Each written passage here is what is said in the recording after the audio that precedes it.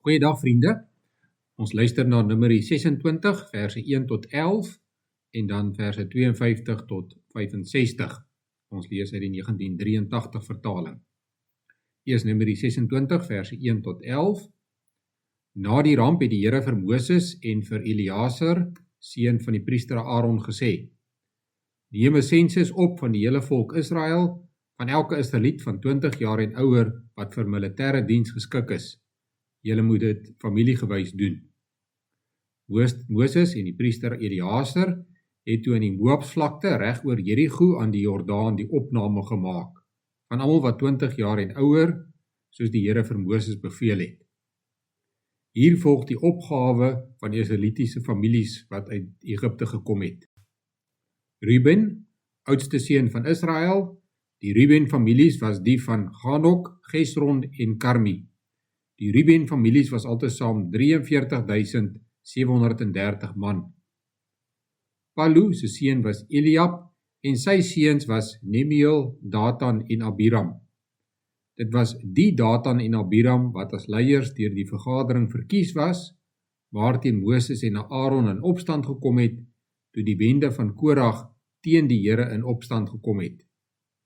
Die grond het oopgeskeur en hulle ingesluk saam met Korag wie se verbende omgekom het, toe die 250 man verteer het. Dit was 'n waarskuwing vir Israel. Die seuns van Korag het egter nie gesterf nie. En dan lees ons ook verse 52 tot 65. Daarna het die Here vir Moses gesê: Verdeel nou die land tussen die families en gee aan elkeen 'n eiendom volgens sy grootte. Aan 'n groot familie 'n groot eiendom en aan 'n klein familie 'n kleiner eiendom.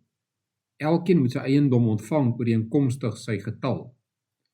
Die land moet verdeel word deur te loot.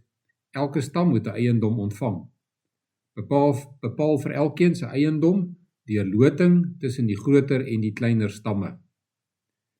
Die Levi-families wat getel is, was die van Gesron, Kehat en Merari, en ook die van Libni, Hebron, Magli, Musi en Korag.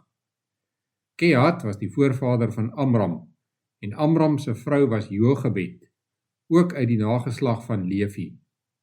Sy is in Egipte gebore, en haar en Amram se kinders was Aaron en Moses, en hulle suster Miriam.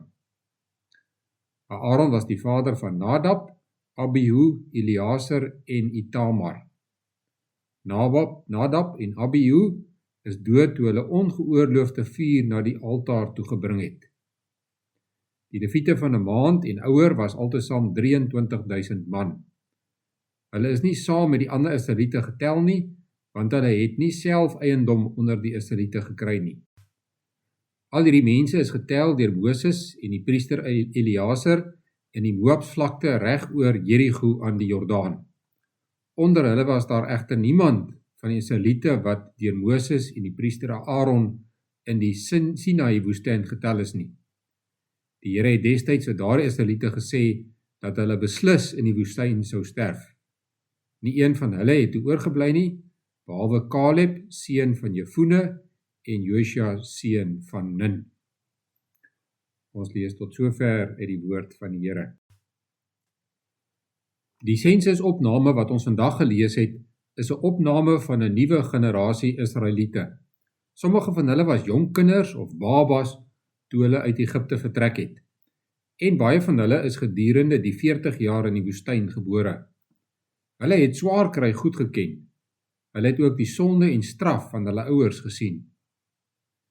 Nou staan hulle op die punt om die beloofde land in te trek. Hulle het sekerlik met opgewondenheid daarna uitgesien. Nou roep God hulle op tot geloof en gehoorsaamheid. Die boek Numeri se naam beteken getalle. Die boek het hierdie naam gekry as gevolg van die 2 sensusopnames in Numeri 1 en Numeri 26. Die 2 sensusopnames verteenwoordig 2 generasies in Numeri. Die eerste sensus in Numeri 1 verteenwoordig die eerste generasie in die woestyn. Hierdie generasie het gesondig omdat hulle nie geglo het in die mag van die Here om hulle te beskerm teen die inwoners van Kanaan nie. As gevolg hiervan het hulle in die woestyn gesterf.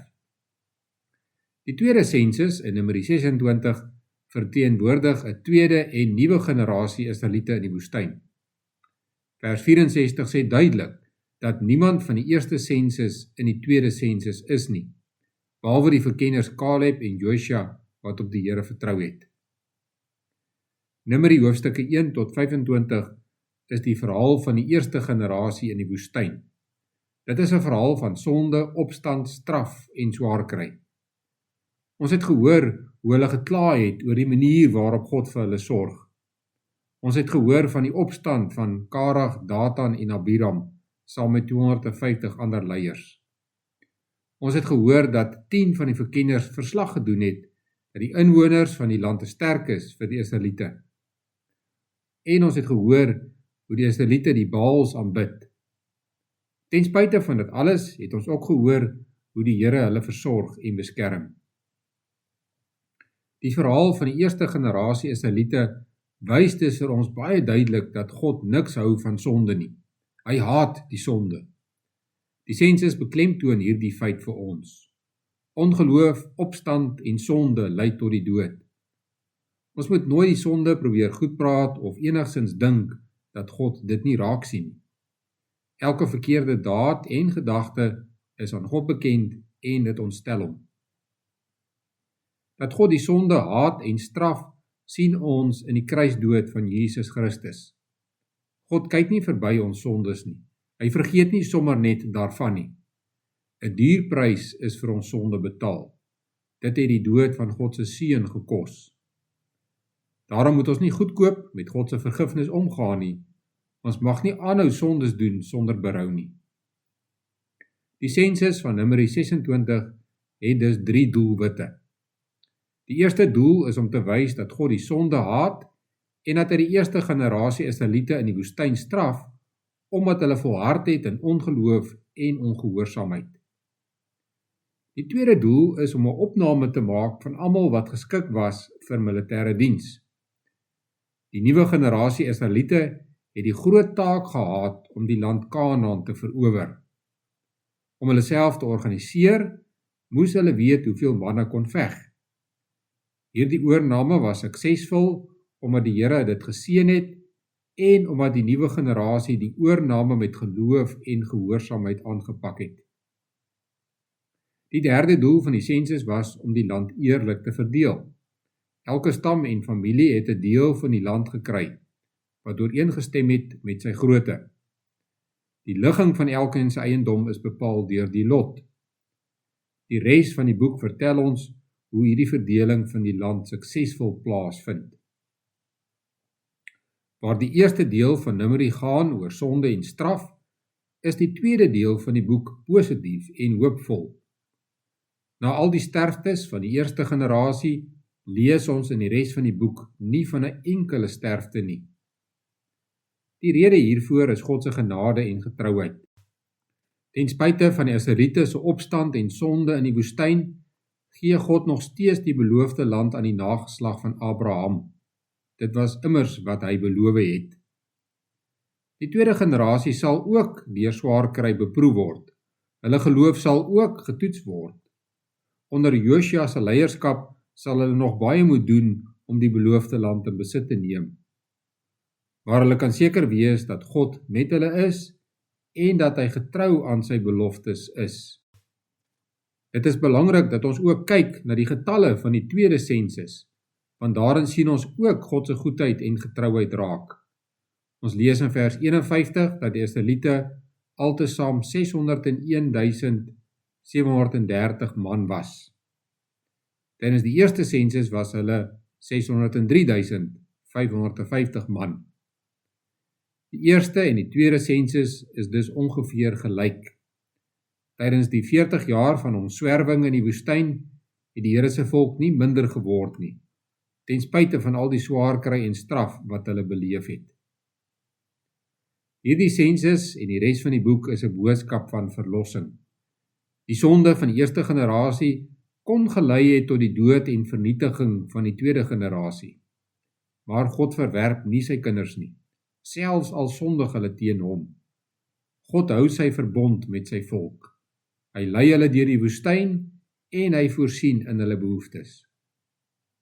Hierdie boodskap van verlossing word in die Nuwe Testament voortgesit. Ten spyte van die opstand en ongehoorsaamheid van God se kinders, stuur hy sy seun Jesus Christus om aan 'n kruis te sterf, sodat die wat in hom glo nie verlore sal gaan nie, maar die ewige lewe sal hê. Hierdie waarheid is ook op ons van toepassing. God kan ons verlore laat gaan, die sonde van ons voorouers, maar ook ons eie sonde, gee God genoeg rede om ons ewig te verwerp. Maar in sy goedheid en genade doen God dit nie. In sy genade en goedheid sterf Jesus Christus vir ons die mees pynlike en vernederendste dood. Glo jy dit?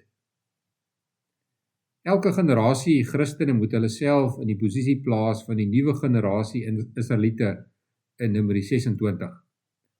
God het verlossing vir ons gebring en hy gee aan ons lewe hoop en betekenis. Op hierdie goedheid en genade van God moet ons reageer met geloof en gehoorsaamheid.